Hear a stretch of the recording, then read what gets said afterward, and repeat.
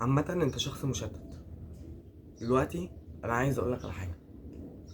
انت لازم عشان تبدأ اي حاجة انت عايز تعملها في حياتك، انت لازم تكون حاطط هدف في الحاجة اللي انت عايز توصل لها. يعني انا عايز ابدأ مشروع، فانا عايز اقدم القيمة الفلانية بالسعر القليل ده اللي يخليني متميز عن اللي فاتح المشروع زيه. فاهمني؟ يعني شركة بدأت تطلع فهي بتنافس شركة تانية، فانا عايز ابقى بنافس الشركة التانية ديت بان انا المنتج بتاعي جودته زي جودة الشركة التانية وارخص منها في سعر، او جودته اعلى منها في الجودة بنفس السعر بتاعها. فاهم انت؟ عايزك بس تعرف ان انت عشان تبقى ملياردير، يعني قالها ايمن عباس في البودكاست بتاع امل الحناوي لما قالت له لو انت اللي كاتب كتاب كيف تصبح ملياردير. لا، انا هقول معلومة عكس بداية الكتاب، هو ان انت تقدم قيمة قبل ما تركز على المادة هنا بمعنى الفلوس. يعني تقدم القيمة اللي انت شايفها هتبقى، يعني القيمة اللي انت شايفها حلوة من غير ما تركز في المكسب اللي عليها قد ايه دلوقتي. انت فاهم؟ انت القيمة لازم تكون عالية. ما تخليش هدفك الاساسي هو ان انت توصل للفلوس. خليها، لان الفلوس حاجة سهلة انت كده كده هتوصل لها. انت لو اشتغلت اي شغل انت هتوصل للفلوس. خلي هدفك الاساسي هو حاجة انت عايز تتعلمها. التعلم، يعني انت لما تنزل شغل جديد عارف ان انت نازل الشغل ده هدفك الاساسي فيه ان انت تتعلم.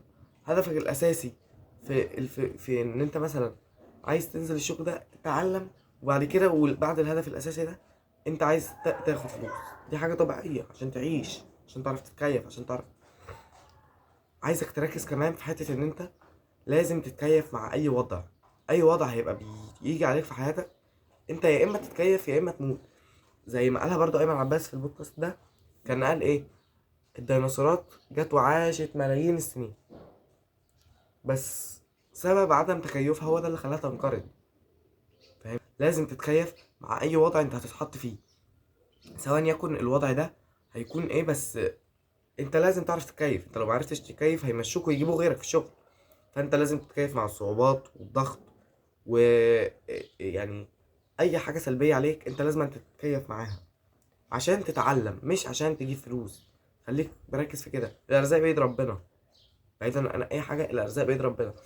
ان اسعى وحاول. وليه ما تسعاش وتحاول؟ ما انت موجود في الدنيا عشان تسعى وتحاول. بجد انت موجود في الدنيا عشان تسعى وتحاول. فحته ان انت لازم تسعى وتحاول دي حاجه لازم تعملها. انت لازم تعملها فعلا. زي ما الدحيح برضو قال، ارمي نفسك. انت لازم ترمي نفسك في الحاجه، ما تستناش حاجه مناسبه، لان الحاجه عمرها ما هتجيلك. انت اللي لازم تروح لها. انت اللي لازم عشان عايز حاجه لازم تروح لها. انت اللي لازم عشان تتعلم حاجه تبدا ان انت تدور عليها، تفوكس في الحاجه دي. فانت لازم بجد تركز في حته ان انت هيجي عليك مستقبل، والمستقبل ده انت لازم تطور من نفسك فيه.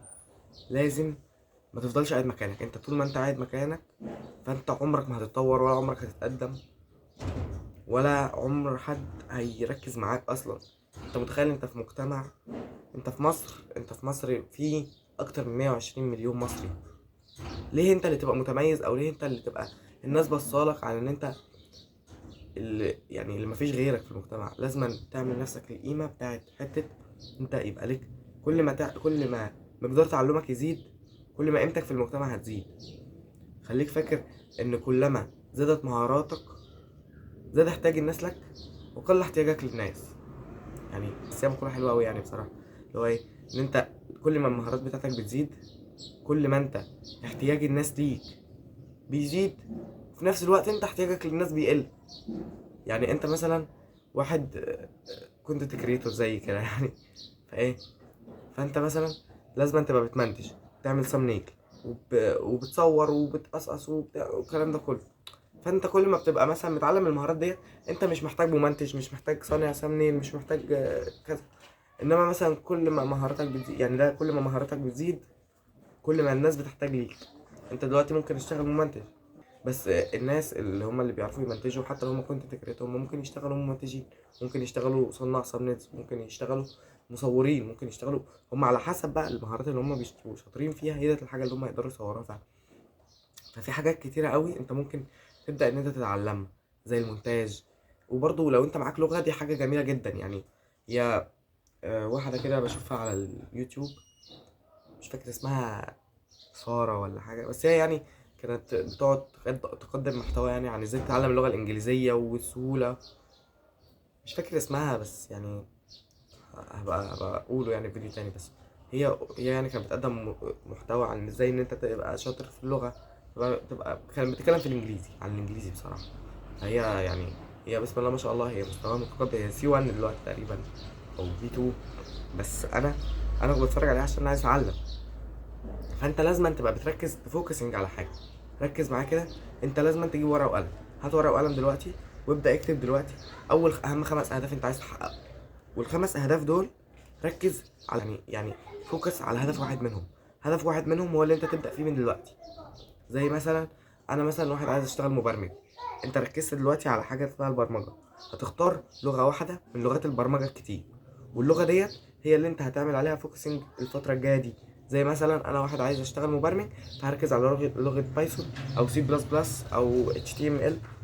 فانت هتركز على لغه واحده هي اللي انت عايز تتعلمها الفتره الجايه، وتركز بقى ان انت تبدا تتعلمها فعلا، مش تبقى كلام بس. فركز فعلا الحته ديت، وتقدر ان انت تكمل فيها. ركز ان انت مثلا هتتعلم، خلاص انا دلوقتي هركز على حاجه معينه. فانت خلاص ما تركزش على حاجه غيرها، سيبك بقى من كله.